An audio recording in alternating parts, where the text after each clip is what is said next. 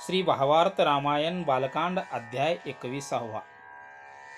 जनकांचे पत्र घेऊन अयोध्याला प्रधान जातात.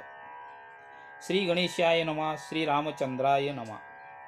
पुढे नाथ महाराज म्हणतात की श्रीरामाने पण जिंकल्यानंतर सर्व राजे आपापल्या नगराला परत गेले. पुढे जनक विश्वामित्राला म्हणतात की आता तुम्ही तुमच्या हस्ताक्षरात पत्रिका लिहा आणि राजा दशरथ व गुरु वशिष्ठ यांना पाठवून द्या असा विचार मांडला. त्यावेळेस ज्याच्या सामर्थ्यात पृथ्वी निर्माण करण्याची ताकद आहे ते म्हणजे विश्वामित्र पत्रिका लिहितात आणि प्रधानाच्या हातामध्ये पत्रिका देऊन पाठवण्यात आले. ते प्रधान म्हणजे जो सामर्थ्यवान प्रधान आहे त्याच्या जवळ पत्रिका देतात.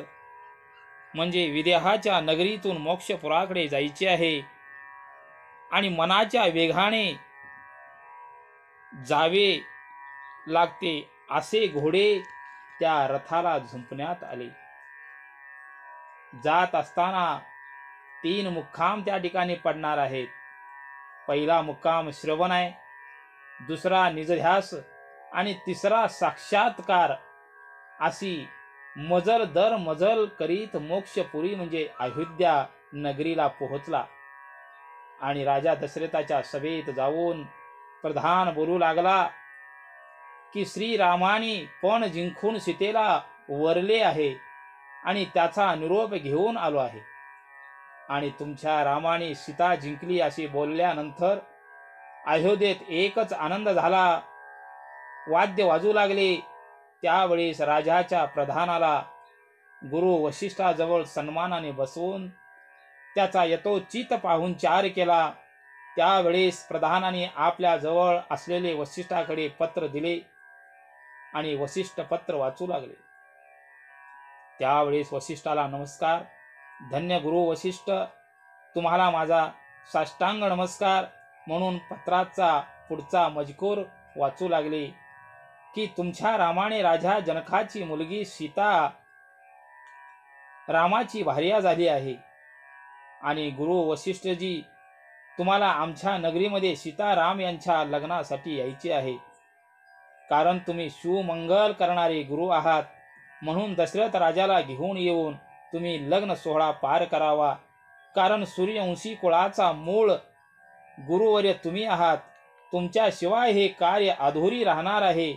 आणि पत्रामध्ये पुढे जनक राजा लिहिले की हे राजे दशरथा, तुमच्या रामाने सीता बद्दल लावलेला पण जिंकला आहे. तरी या संयोवराचा सोहळा पाहण्याकरिता तुम्ही गुरु वशिष्ठ, भरत, शत्रुघ्न आणि तिन्ही माता व इतर सर्व पाहुणे घेऊन लग्नाला यावे. असा मजकूर वाचत असताना गुरु विश्वामित्राची स्तुती करत म्हणतात की धन्य गुरु, त्यांच्यामुळे आम्हाला राम भेटले आणि त्यांच्यामुळे सर्व काही घडू लागले आहे म्हणून तुम्ही यावे. असे वाचल्यानंतर राजा दशरथाला आनंद झाला आणि राजाने सुमंत प्रधानाला आज्ञा दिली की सर्व अयोध्यावासी लोकांना भांडारे फोडून धनधान्य वाटा आणि उदयिक सकाळी आपण सर्वांना घेऊन श्रीरामांच्या लग्नाला जायचे अशी आज्ञा झाल्यानंतर दुसऱ्या दिवशी प्रातःकाळी सुमंताने सर्व निघण्याची तयारी केली आणि राजा दशरथ, गुरु वशिष्ठ, सर्व माता, भरत, शत्रुघ्न आणि सर्व ऋषींना दिव्य अशा रथामध्ये बसवून जनक नगरीला निघाले. आणि एकनाथ महाराज एका जनार्दन माऊलीला शरण जाऊन इथेच अध्यायाला पूर्ण विराम देतात. जय श्रीराम, जय श्रीराम.